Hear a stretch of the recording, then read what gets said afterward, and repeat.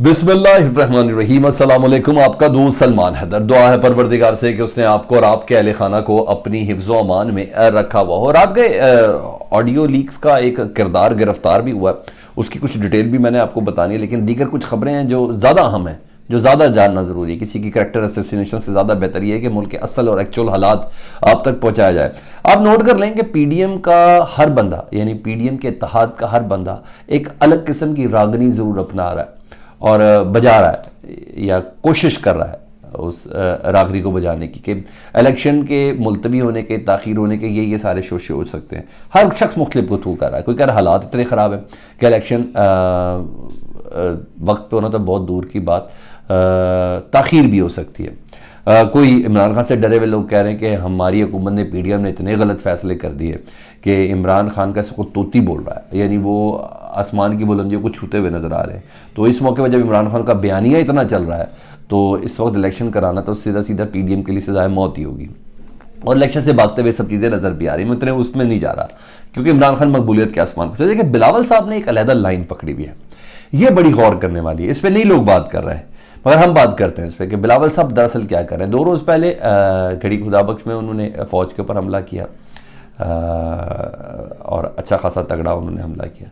अब उन्होंने ना एक नया काम शुरू किया। कल उन्होंने कहा कि इमरान खान की सहूलतकार जो थे इमरान खान के, वो फ़ौज में ख़त्म हो गए हैं मगर दूसरे इदारों में अभी भी मौजूद है। मैंने कहा शायद आईएसआई की तरफ लेके जा रहे हैं, मैंने कहा शायद किसी और तरफ लेके जा रहे हैं। नहीं, फिर मेरी समझ में आई, मैंने गुफ्तगू की दोस्तों अहबाब से तो पता चला दूसरे इदारों में मौजूद है। से मुराद है कि उन्होंने कहा ये सहूलतकार जब तक होंगे ना तब तक इलेक्शन नहीं हो सकता। अगर इलेक्शन वक्त पर हो गए, बिलावल साहब कह रहे हैं, तो तब तक ये सहूलतकार नहीं होंगे, यानी रिटायर हो चुके होंगे। तो इससे मुराद बेसिकली इन्होंने अदलिया पे टॉन्ट मारा है, यानी टॉन्ट नहीं मारा, अदलिया पे सीधा सीधा हमला किया है। यूं कहिए कि चीफ जस्टिस उमर अता बंदियाल साहब को ना, उनके किरदार को, उनके फैसले को मिलायन करने की बिलावल भुट्टो जरदारी साहब ने कोशिश की है और साथ आगे और भी कुछ किया है। अदलिया पे हमला इस वाले से क्योंकि सितंबर 2023 है ग़ालिबन उमर अता बंदियाल साहब रिटायर हो जाएंगे और अक्टूबर में इलेक्शन अगर टाइम पे हो तो अक्टूबर में एक्सपेक्टेड है। तो जब सितंबर में वो रिटायर हो जाएंगे तो उन्होंने कहा इमरान खान साहब के दूसरे इदारों में जो सहूलतकार है, उमर अता बंदियाल साहब को इमरान खान के सहूलतकार वो गर्दान रहे और उसके बाद आ जाएंगे जस्टिस काजी फाइज ईसा साहब। लेकिन अपनी इस गुफ्तगू में ना उन्होंने जस्टिस काजी फाइज ईसा की अपॉइंटमेंट को भी मशकूक कर दिया ना, क्योंकि आने वाले दिनों में जब जस्टिस काजी फाइज ईसा साहब ने जब मसलन संभाल लिया, चीफ जस्टिस का ओहदा संभालना, तो उन्होंने भी बड़े फैसले करने, कई नाअहलियों को देखना है, कई इलेक्शन के, अगर इन्होंने लेट किया इलेक्शन के, क्योंकि आइन में तो नहीं है जो टेक्नोक्रेट सेटअप की बात चल रही है, बहुत से ऐसे फैसले, तो उनके तमाम फैसले ना उनके किरदार को मशकूक करने की कोशिश है बिलावल भुट्टो की। जहाँ वो आला अदलिया एक इदारे के चीफ जस्टिस को वो मिलाइन कर रहे हैं, तो वहाँ नई अपॉइंटमेंट को भी वो शक का इजहार करें कि जब वो सहूलतकार नहीं होंगे तो वो क्या इनके सहूलतकार होंगे, इनकी मर्जी के फैसले करेंगे। लाइक इस तरह से ये तमाम बात चल रही है। और दूसरी तरफ जब मुकाबला करने के लिए कुछ ना हो ना, जब आपको पता हो कि ओपोनेंट की कोई करप्शन नहीं है, ओपोनेंट का कोई स्कैंडल नहीं, कोई बड़ा गेटवे स्कैंडल नहीं है, ऐसी कोई चीज़ नहीं है, तो ये भी समझे ओपोनेंट है भी इमरान खान जो काबू में ही नहीं आ रहा, जो ज़ेर ही नहीं हो रहा, और करना क्या है, तो पहले उन्होंने फिर ज़ातियात पे हमले शुरू हो जाते हैं। ऐसा ही होता। तो पहले उन्होंने आयला मलिक की एक मुबैना एक ऑडियो कॉल जो इमरान खान के साथ थी उसको लीक की। हालांकि जब वो एक खातून कह रही है कि ये मेरी आवाज़ नहीं है, इमरान खान मेरे भाई जैसा है, यहाँ तक उन खातून ने ट्वीट किया, तो खैर उनकी ज़ातियात पर हमला किया, समझ में आ गई जी। अब मैं ओपोनेंट की कमज़ोरी बता रहा हूँ। फिर इमरान खान साहब के घर पर हाथ डाला। पहले भी ऑडियोज़ बुशरा बीबी की कुछ लीक की, तो वो थोड़ी पॉलिटिकल थी, थोड़ा पॉलिटिकल गेन लेने के लिए काफ़ी था, चलो उन्होंने कहा ऐसे बात कर दे जी। अच्छा जी, अब डायरेक्ट बुशरा बीबी के किरदार पर ना कल हमला किया गया एक प्रोडक्शन हाउस ने, और फैब्रिकेटेड थी डेफिनेटली, क्योंकि स्कैंडलाइज करने की कोशिश है, और बेशुमार जंप थे इस ऑडियो में। मैं मीडिया से मुझे बड़े अच्छे से अंदाज़ा है।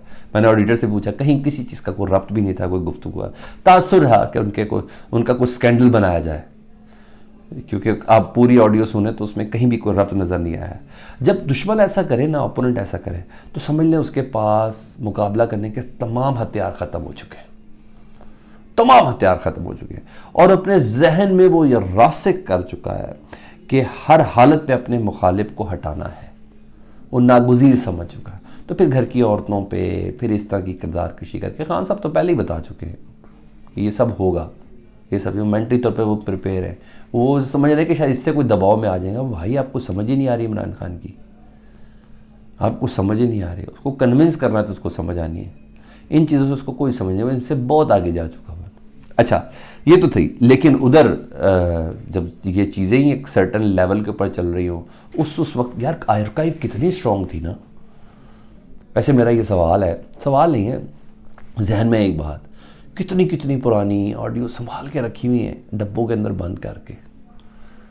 और अगर ये एजेंसीज़ के ऊपर इशारे सारे उधर ही जा रहे हैं, उनके ऊपर डालें। तो इस दौरान ज़हीरुल इस्लाम नहीं थे, इस दौरान जनरल फैज़ नहीं थे, सब थे। अगर ये उस तरफ इशारे, तो कितनी पुरानी पुरानी चीज़ें संभाल के रखी हुई हैं और इस वक्त वो चलाने की और निकालने की कोशिश की जा रही है।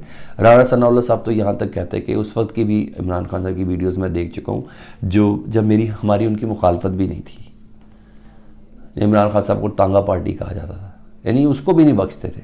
ये क्या हो रहा था, क्या नहीं हो रहा था। मेरे बड़े मासूम से ये सवाल मेरे दिमाग के अंदर होते हैं, क्योंकि ये कर कोई और हो लेकिन इशारे नहीं, सही जगह पे नहीं जा रहे। ये चीज़ नहीं है। बहरहाल जहाँ इशारे जा रहे हैं वहाँ सुलह, जहाँ काम हो रहा है there is a will, where is a will there is a way. तो इसी तरह का वे निकला जी।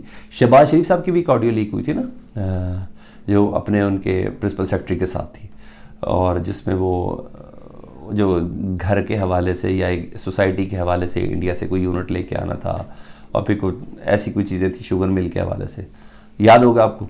अच्छा, उसका जो मुबैना मुलजिम वो गिरफ़्तार कर लिया गया। प्राइम मिनिस्टर हाउस का ही मुलाजिम था। ये ऐसे ही होते हैं, कोई खानसामा होता है, कोई वेटर होता है, इस तरह के लोग होते हैं। ये भी मैं आपको बता रहा हूँ, वो पहले के ही होते, मेहमान नया आया होता ना।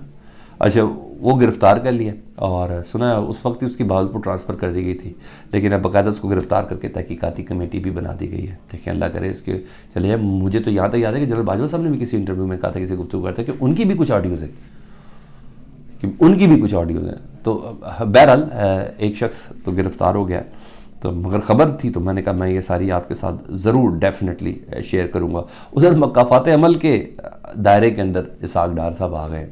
वो इसहाक डार साहब जो सहाफ़ियों को मिफ्ता के हवाले से, मिफ्ता इस्माइल के हवाले से ख़बरें फीड करते थे ना, अब जिन सहाफ़ियों ने मिफ्ता इस्माइल को गाड़ के रख दिया था वो तो नहीं, अब ज़रा कोई दूसरे इन्हीं के बैनर के, इन्हीं के फ्लैग के नीचे चलने वाले उन सहाफ़ियों ने बोलना शुरू किया है। कुछ डिफरेंट लोग हैं, अब वो इसहाक डार साहब के पीछे पड़ गए।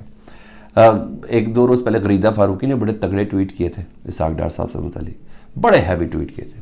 कल सलीम साफ़ी साहब ने भी ट्वीट कर दिए, ये दोनों आपको पता है। और सलीम साफ़ी साहब तो वैसे भी उनका मामला बहुत हसास है और बड़ा हसास रहता है, और उनकी चीज़ें भी काफ़ी ज़्यादा कुछ ऐसी चल रही होती है ना, जब हसास चल रही हों तो टीज़र देने के लिए यही लोग होते हैं, आगे की कार्रवाइयों के टीज़र दिए जा रहे होते हैं। ठीक है जी।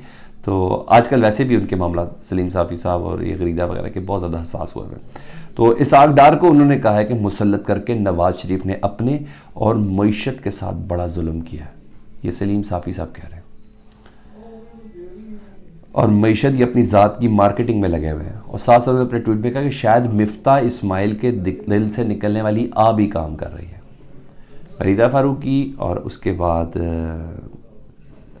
सलीम साफ़ी साहब, ये सारे ट्वीट सादे नहीं है जितने मैं आपको बता रहा हूँ, ये इतने समझ लीजिए, इसमें बहुत सी चीज़ें, बहुत हसास टीज़र है।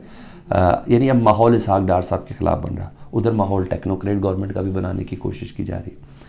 तो अगर इसहाक डार साहब हाथ खड़े कर देना अभी, तो कल रात को भी उन्होंने कहा मैं संभाल लूँगा, अभी हाथ खड़े कर देना, आप यकीन जाने पीडीएम को दौड़ने के लिए जगह नहीं मिलेगी।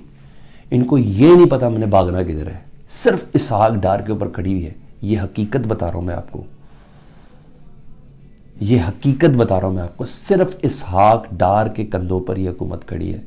जब तक तिफल तसलियाँ इसहाक डार साहब देते रहेंगे ये हुकूमत चलती रहेगी। इसहाक डार है इनके बलून के अंदर सारी हवा। जिस वक्त इसहाक डार ने यूँ कह दिया ये शुरू हो गया, कह देंगे आज यूँ खड़े कर दिए कि जी हम गए, माशी हालत ख़त्म हो गई होगी, तो ये सब हो जाएगा। वैसे भी अगर टेक्नोक्रेट गवर्नमेंट आई तो वो मईशत की ज़बूहाली और दहशतगर्दी के ऊपर बुनियाद बन के आएगी ना। तो एक किरदार उसके अंदर एक बहुत बड़ा, तालिबान तो कर ही रहे हैं TTP वाले, तो ये दूसरा ये इसहाक डार साहब काफ़ी हैं। तभी ये मखसूस सहाफ़ी, मैं फिर लफ्ज़ बोल रहा हूँ, मखसूस सहाफ़ी बोल रहे हैं। तो ऐसे नहीं होता, ये सब चीज़ें ऐसे नहीं होती। उधर इमरान खान साहब ने भी कल सहाफ़ियों से प्रेस क्लब की नई नॉमिनेशन आई थी, उन सबसे गुफ्तगू की, मुलाकात की उन्होंने। उनको भी इदराक हो गया इमरान खान साहब को कि अभी इलेक्शन इनको होते हुए नज़र नहीं आ रहे। उन्होंने कहा है डेफिनेटली पैगाम भी पहुंच रहे होंगे, इस्टेब्लिशमेंट ने भी अपने इरादे बता दिए होंगे, हालात की भी कुछ समझ आ गई होगी, तो कुछ ऐसा चल रहा था। तो उन्होंने बोला है, तो फिर बोल रहा हूँ, उन्होंने इमरान खान साहब को टेक्नोक्रेट के शोशे वाली खबर भी पहुंची है। खान साहब ने मानने से इनकार कर दिया। ज़ाहिर बात है खान साहब को मनाए बगैर होना तो कुछ है नहीं, क्योंकि ये आइन के अंदर तो है नहीं टेक्नोक्रेट सेटअप। इसके लिए अदलिया नहीं आना, अदालतों नहीं आना। जब अदालतों में जाना तो फिर डेफिनेट कंसेंसस बड़े ज़रूरी होंगे। खान साहब से भी तो कुछ पूछना बचाना होगा ना, खान साहब का मानना बड़ा ज़रूरी है। तो खान साहब को भी कुछ मैसेजेस वगैरह पहुँचे, तो कन्विंसिंग मोड में खान साहब को जिस तरीके से मनाया जा सकता है। कल अहले दानिश से भी गुफ्तगू कर रहे थे, ये भी पहली बार इमरान खान साहब ने बोला। अहले दानिश से, तुर्की कुछ अहले दानिश से उनसे गुफ्तगू करते हुए कहते हैं आफिया सिद्दीकी की रिहाई के मामले के हम बहुत करीब पहुँच गए थे। हुआ ये कि ट्रंप इलेक्शन हार गए और फिर मामला कटाई में पड़ गया। और मुझे याद है कि इमरान खान साहब ने अपने दौर में आफिया सिद्दीकी का मामला बड़ा सीरियस लिया था और डोनाल्ड ट्रंप से अमेरिका के विजिट में बात भी की थी। उन्होंने कहा हम रिहाई तक पहुँच गए थे, लेकिन डोनाल्ड ट्रंप इलेक्शन हार गए। ये खबरें थी, मैंने कहा आपको बता दूं। फीडबैक से मुतल्लिक ज़रूर आगा कीजिएगा। अपना बहुत ज़्यादा ख्याल रखें। अल्लाहुम्मा सल्ली अला मुहम्मद व आले मुहम्मद।